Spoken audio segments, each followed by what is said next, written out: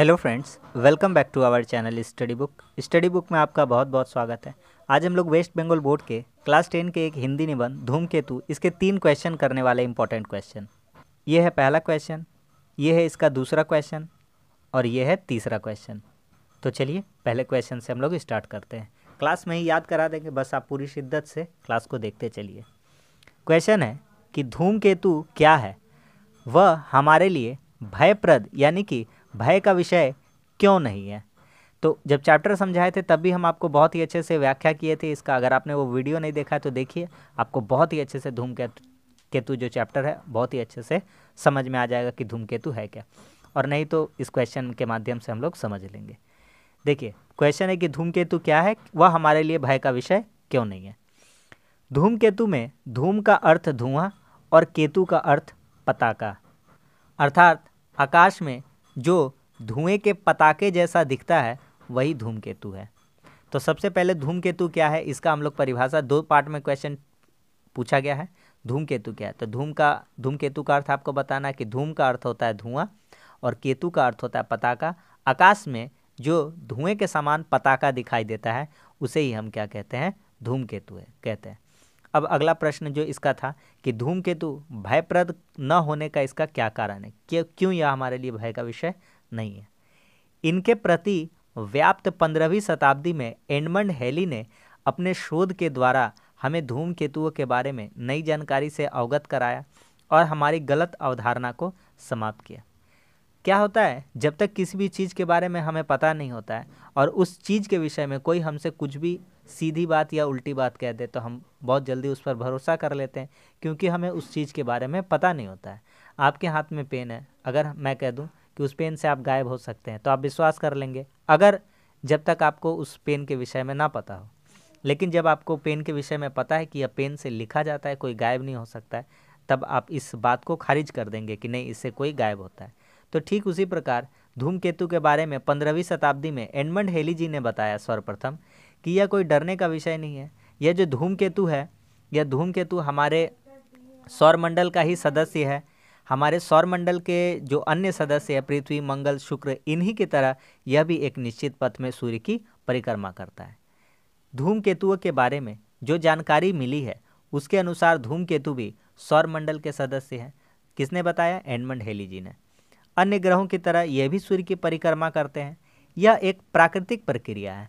जिस तरह से जो ग्रह है सूर्य की परिक्रमा करते हैं, उसी तरह से यह भी एक सौरमंडल का ही सदस्य। इससे हमें डरने की कोई ज़रूरत नहीं है। लोग पहले धूमकेतु से बहुत डरते थे, इसे विनाशक का सूचक मानते थे, अमंगलकारी मानते थे। क्यों? क्योंकि पहले के समय में 15वीं शताब्दी से पहले इसके बारे में, धूमकेतु के बारे में लोगों में जागरूकता नहीं थी और लोगों को धूमकेतु के बारे में कुछ भी पता नहीं था। तो इसके बारे में गलत अवधारणा लोगों के बीच फैली हुई थी कि यह तो बहुत ही विनाशकारी है। अभी भी उनके बारे में हमें पूर्ण जानकारी नहीं है, लेकिन इतनी जानकारी जरूर है कि हम इससे अब डरने वाले नहीं हैं। हम यह समझते हैं कि यह भी एक हमारे जो अन्य ग्रह हैं सौरमंडल के, उसकी तरह यह भी एक सौरमंडल का हमारा सदस्य है। यह भी सूर्य की परिक्रमा करता है। इसके लिए यूरोपीय अंतरिक्ष एजेंसी, जापान एवं अन्य विकसित देशों ने अपने यान प्रक्षेपित किए हैं। तो जैसे जैसे समय बीतता जाएगा धूमकेतु के बारे में और भी बहुत महत्वपूर्ण जानकारी हमें प्राप्त होगी। इसके लिए यूरोप अंतरिक्ष एजेंसी, जापान की अंतरिक्ष एजेंसी और अन्य विकसित देश, चाइना, भारत, अमेरिका, जो भी देश हैं, ये भी धीरे धीरे अपने यान को प्रक्षेपित करेंगे ताकि धूमकेतु के बारे में ज़्यादा से ज़्यादा जानकारी हमारे बीच उपलब्ध हो पाए। इससे हमें और अधिक एवं प्रामाणिक जानकारी मिलेगी। तो देखा आपने कि धूमकेतु क्या है। तो धूमकेतु का अर्थात होता है धूम का अर्थात धुआं, केतु का अर्थात पताका, अर्थात आकाश में जो धुएं के समान पताका दिखता है वही धूमकेतु है। क्या हमें इससे डरना चाहिए? तो बिल्कुल नहीं डरना चाहिए, क्योंकि यह हमारे सौरमंडल का सदस्य है। यह भी अन्य ग्रहों की तरह सूर्य की परिक्रमा करता है। यह एक प्राकृतिक प्रक्रिया है, इससे हमें डरने की ज़रूरत नहीं है। अभी भी इसके बारे में हमें पूर्ण जानकारी नहीं है, लेकिन इतनी जानकारी है कि यह भयावह नहीं है, यह विनाशकारी नहीं है। इसके लिए यूरोप अंतरिक्ष एजेंसी, जापान एवं अन्य विकसित देश ने अपने यान प्रक्षेपित किए हैं। इससे हमें और अधिक प्रामाणिक जानकारी मिल सकेगी। तो यह छोटा सा क्वेश्चन था, उम्मीद करते हैं आपको क्लास में ही याद हो गया होगा। बढ़ते हैं आगे। अगला सवाल है, हेली इस निष्कर्ष पर कैसे पहुंचे कि धूमकेतु सौरमंडल के सदस्य हैं, अथवा धूमकेतुओं के विषय में हेली ने अपने अध्ययन से क्या निष्कर्ष प्रस्तुत किया था। अब देखिए, धूमकेतु के बारे में हमें डरने की जरूरत नहीं है। एडमंड हेली जी ने बताया, यह भी बताया कि यह सौरमंडल का सदस्य है। तो क्या क्या इन्होंने अध्ययन किया था उसके बारे में हमको बताना है, यही प्रश्न है हमारा। यह माध्यमिक परीक्षा 2018 में क्वेश्चन पूछा भी गया है। चलिए आते हैं सवाल, इसका उत्तर देखते हैं। प्राचीन काल में ऐसी अवधारणा थी कि धूमकेतु का दर्शन बड़ा ही अशुभ एवं अमंगलकारी होता है। जब तक लोगों के बीच धूमकेतु के बारे में जानकारी न थी, लोग इसे अशुभ और अमंगलकारी समझते थे। लोग इसे विनाशक मानकर डरते थे। प्राचीन ग्रंथों में इस बात की जानकारी मिल जाती है कि धूमकेतु कब दिखाई पड़े। हेली ने इस जानकारी का अध्ययन किया। प्राचीन ग्रंथों में धूमकेतुओं के बारे में जानकारी लिखी थी और कब यह दिखाई दिया था, इस जानकारी का अध्ययन किसने किया? एडमंड हेली जी ने किया। और माना कि सन 1531 1607 में धूमकेतु दिखाई दिया था। सन 1682 में स्वयं उन्होंने धूमकेतु को देखा था। हेली ने सोचा कि सभी ग्रह सूर्य की गुरुत्वाकर्षण शक्ति के कारण उसकी परिक्रमा करते हैं और एक निश्चित अवधि में अपना चक्कर पूरा करते हैं। धूमकेतु भी एक ग्रह है, इसे भी एक निश्चित अवधि के बाद आकाश में दिखाई देना चाहिए। जिस तरह से हमारी पृथ्वी 365.1/4 दिन में एक चक्कर पूरा कर लेती है, लगभग 1 सालों में वह अपना एक चक्कर पूरा करती है। तो हेली जी ने सोचा कि यह 1531 में दिखा था, फिर 1607 में दिखा था और 1682 में तो उन्होंने खुद देख लिया था। तो वह इस निष्कर्ष पर पहुंचते हैं कि यह भी अगर एक निश्चित अवधि के बाद आकाश में दिखाई देना ही चाहिए, तो उन्होंने 1531, 1607 और 1682 में दिखाए दिए जाने वाले धूमकेतुओं पर विचार करके इस निष्कर्ष पर पहुंचा कि यह एक ही धूमकेतु है और 75 से 76 वर्षों का इसमें अंतर रहता है एक चक्कर पूरा करने में। अर्थात यह 75 या 76 वर्षों के बाद पुनः हमें दिख जाता है। अगर वह 1531 में दिखा था तो आप देखिए वह 76 वर्षों के बाद 1607 ईस्वी में, उसके बाद 1682 ईस्वी में 75 वर्षों के बाद दिखाई दिया। इसका मतलब वह इस निष्कर्ष पर पहुंचते हैं कि यह 75 और 76 वर्षों में एक चक्कर पूरा कर लेता है। वास्तविक में यह एक ही धूमकेतु है। अतः धूमकेतु भी सौरमंडल के सदस्य हैं और सौरमंडल की सीमाओं का चक्कर लगा 75 या 76 वर्ष में सूर्य के पास लौटता है। तो आपने देखा कि कैसे एडमंड हेली जी ने पुरानी जो जानकारी थी उसका अध्ययन किया और अध्ययन करके बताया कि 1531 में 1607 में जब धूमकेतु दिखाई दिया था, 1682 में स्वयं उन्होंने देखा। तो उसके बाद हेली ने सोचा कि सभी सूर्य की गुरुत्वाकर्षण शक्ति के कारण उसकी परिक्रमा करते हैं और एक निश्चित अवधि में अपना चक्कर पूरा करते हैं। धूमकेतु भी एक ग्रह है, इसमें भी एक निश्चित अवधि के बाद आकाश में दिखाई देना चाहिए। इसे भी हेली 1531, 1607 और 1682 में दिखाई दिए जाने वाले धूमकेतुओं पर विचार करके इस निष्कर्ष पर पहुंचते हैं कि यह एक ही धूमकेतु है जो 75 और 76 साल बाद दिखाई देता है। अतः धूमकेतु भी सौरमंडल के सदस्य और सौरमंडल की सीमाओं का चक्कर लगा लेते हैं 75 या 76 वर्षों में और सूर्य के पास लौट आते हैं। तो यह था इस क्वेश्चन का आंसर। बढ़ते हैं अगले में। उम्मीद करते यह क्वेश्चन भी आपको अच्छे से बहुत समझ में आ गया होगा।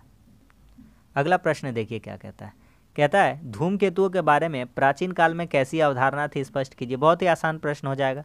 धूमकेतु के विषय में आप क्या जानते हैं, पाठ के आधार पर लिखिए। माध्यमिक परीक्षा 2017 में आया है, तो इम्पोर्टेंट क्वेश्चन है सारा। ठीक है, चलिए देखते हैं।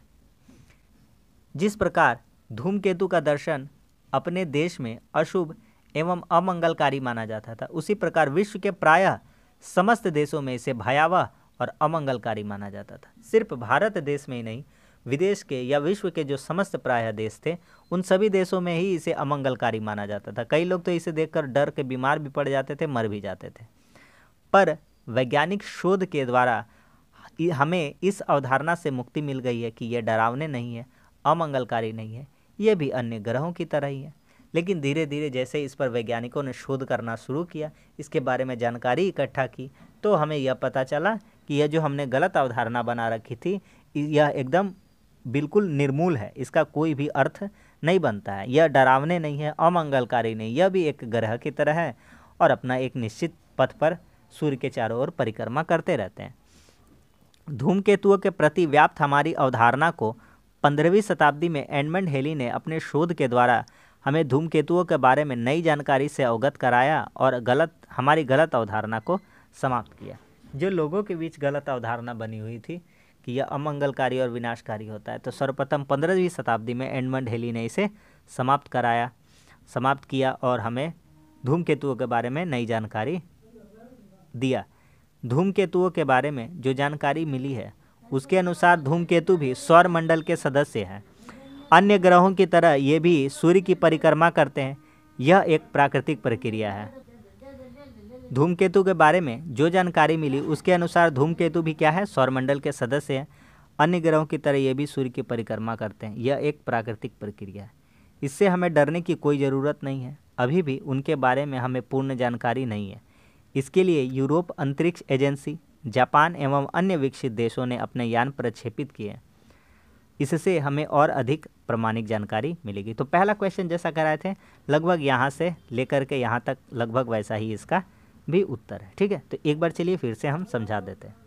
तो धूमकेतु के विषय में आप क्या जानते हैं? तो धूमकेतु का दर्शन अपने देश में अशुभ और अमंगलकारी माना जाता था। उसी प्रकार विश्व के प्राय समस्त देशों में ही इसे भयावह और अमंगलकारी माना जाता था। पर वैज्ञानिक शोध के द्वारा हमें इस अवधारणा से मुक्ति मिल गई कि ये डरावने नहीं है, अमंगलकारी नहीं है, ये भी अन्य ग्रहों की तरह है और एक निश्चित पथ पर अपना चक्कर पूरा करते हैं, सूर्य की परिक्रमा करते हैं। और इसके बारे में 15वीं शताब्दी में एडमंड हेली ने अपने शोध के द्वारा हमें धूमकेतुओं के बारे में नई जानकारी से अवगत कराया और हमारी गलत अवधारणा को समाप्त किया। धूमकेतुओं के बारे में जो जानकारी मिली है उसके अनुसार धूमकेतु भी सौरमंडल के सदस्य हैं।